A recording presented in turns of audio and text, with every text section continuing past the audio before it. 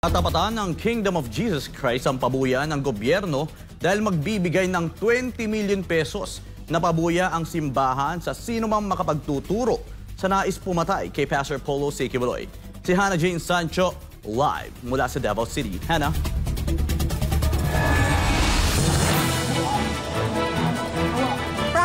Magandang gabi. Live po tayo dito sa Davao City at nakapwesto ako mismo sa nagaganap dito na checkpoint ng SWAT. Nandito sa likod ko yung SWAT kay Franco kung saan hindi nila maipaliwanag kung bakit nandito sila. Mamaya, bibigyan ko ng mas detalye, no? Pero dito man tayo sa report ko, gaya ng sinabi mo, ang 10 million na pabuya na binigay ng DILG at ng gobyerno ng under ng Marcos administration, naniniwala ang Kingdom of Jesus Christ na walang ibang motibo ito, kundi ibigay talaga ang shoot to kill order laban kay Pastor Apollo C. Quiboloy. At dahil dyan, tinapatan ito ng KOJC at hihigitan pa ang pabuyang ito. Yung pag-offer ng bounty na sinasabi ng lahat ng mga abogado, illegal, anomalous, and questionable, is equivalent also. Bakit illegal, anomalous, and questionable? Hindi nila mailahad sa publiko saan ang galing ito. At sabi ng mga abogado, mahuhulog ito sa promoting graft and corrupt practices sapagkat illegal solicitation ito. At kinonsenti ni Marcos, bupuls. Bakit? Illegal na kung konsentihin pa niya ang ginagawa ng PNP. The 10 million bounty para kay pastor at tagwa 1 million sa kanya mga ministro is equivalent to an order of shoot to kill. Exactly bakit nagpagawa ng mga posters ng wanted si Torre na regional director ng PNP. Well, siyempre, no? Yung pag-aalok kasi ng 10 milyon para sa ulo, kumbaga ni Pastor Quiboloy, parang kill order yan eh. Kasi hindi natin alam kung talagang aarestuhin lang nila or talagang ihuhulihin, dadakpin at dadalhin sa Amerika para siya ay doon ma-render, no? Yung tinatawag na rendition, no? Naniniwala si Jeffrey K. Eric Celis na nasabing hakbang ay patunay lang na suportado ng abusadong Marcos Jr. administration ang rendition at assassination kay Pastor Apollo C. Quiboloy. Sabi niya sa press conference kanina, para alam ng mga tao kasi mayroong 10 million reward. So ano pong pinopromote ni General Torre? Pinopromote niya ang rendition at assassination against kay Pastor Quiboloy.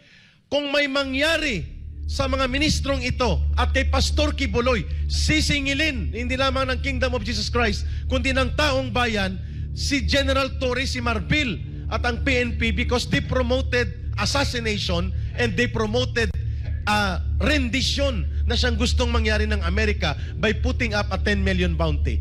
Dahil nga sa lantarang plano ng mapang-aping gobyerno, nagdesisyon na ang KOJC na higitan pa ang ipinagmamalaking pabuyan ng Marcos Jr. administration laban kay Pastor Apollo. Now as we are speaking here, nakatanggap po kami ng balita mula sa reliable sources ng Kingdom of Jesus Christ that they are putting an equal amount through their own sources, double 20 million sa kung sino ang makapagdadala sa Kingdom of Jesus Christ anytime starting now. 20 million kung sino po ang naatasan nila Marbil, Abalos at ni Marcos na mag-assassinate kay Pastor Quiboloy. At kung sino nag-put up ng 10 million, yung dalawa na yan, dalhin nyo dito, may 20 million. We are announcing it here as we are doing this press conference sapagkat napupundi na po ang pasensya ng Kingdom of Jesus Christ. Galit na ang mamamayan sa Davao at sa paligid nito na nakakasaksi kung paano ninyo sinasalaula ang batas at ginagamit na instrumento sa panunupil ng mga inosenteng mga miyembro ng isang relihiyosong organisasyon. Para naman kay dating presidential spokesperson Harry Roque, patas lang ang ginawa ng KOJC na magbigay din ng sariling pabuya nito. At saka, sabi nila hindi naman daw bawal yung pagbibigay ng bounty na galing sa pribadong sektor. Siguro wala rin akong alam na batas para magbigay din ng ganyang bounty ang KOJC para malaman kung sino yung nagbigay ng 10 million. Kasi obviously, may interest yung nagbigay ng 10 million na masupil itong si Pastor Quiboloy. No? So sa akin lang, well, patas lang yan.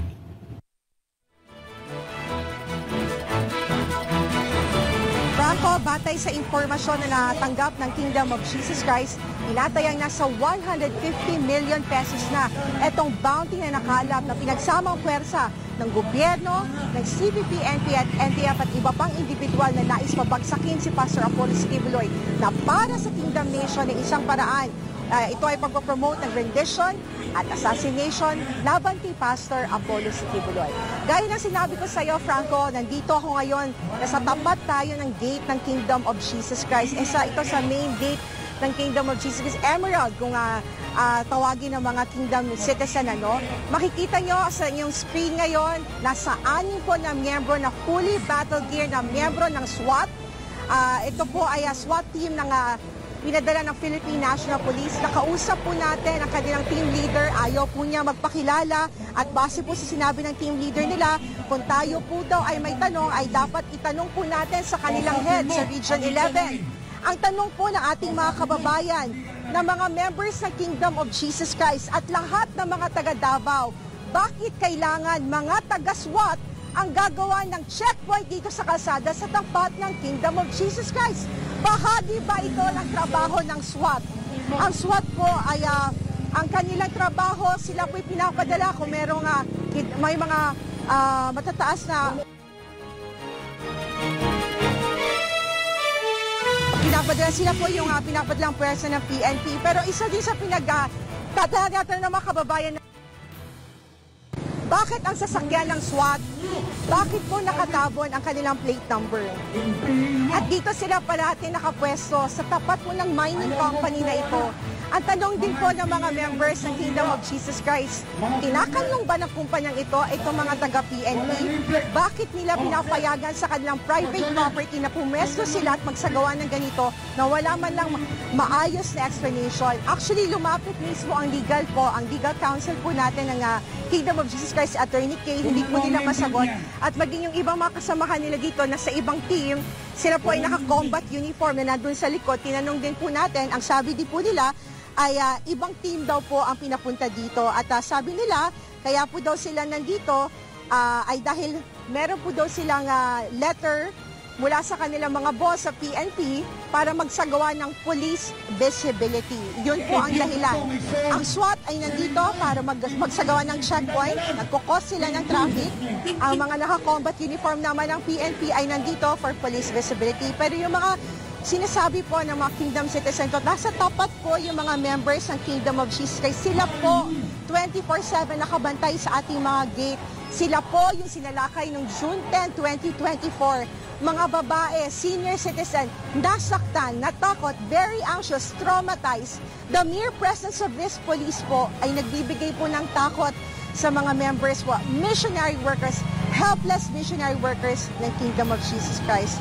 Kaya pinapaabot po natin sa pamunuan ng Philippine National Police, kailangan po ba ganito po kalantaran ang heightened inyong police presence dito? Kailangan po ba talaga na ilantaran dito at ipakita ang presyo para takutin ang mga walang kalaban-laban na mga members ng Kingdom of Jesus Christ? Franco?